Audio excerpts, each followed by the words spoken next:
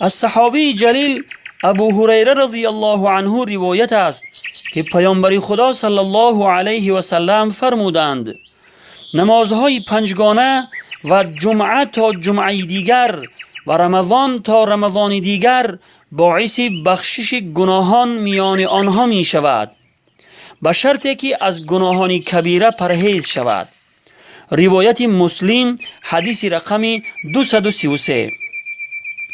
در این حدیث فضیلت و منزلت نمازهای پنجگانه و نماز جمعه و ماه مبارک رمضان بیان شده است و در این حدیث برای کسانی که این سه عبادت را انجام میدهند بشارت و خبری خوش است که گناهانی که در بین این عبادت ها انجام می شود بخشوده می شوند.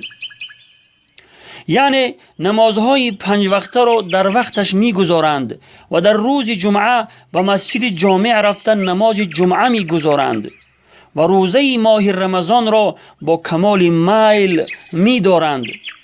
گناهانی که در این میان از آنها صادر می شود بخشوده می شوند.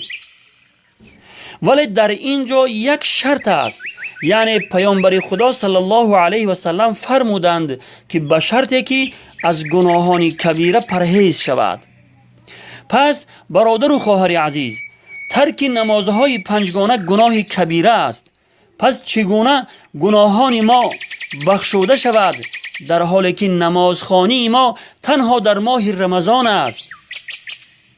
چگونه گناهان ما بخشوده شود در حالی که از جمعه تا جمعه دیگر و یا از رمضان تا رمضان دیگر از دست ما بندگان گناهان کبیره مثل نوشیدن شراب، زنا، خوردن ربا یعنی معامله های سودی و پرسنتی، کشتن انسان، دزدی، عاق والدین، شهادت بر دروغ، غیبت و بهتان و غیره صادر می شود. العیاذ بالله.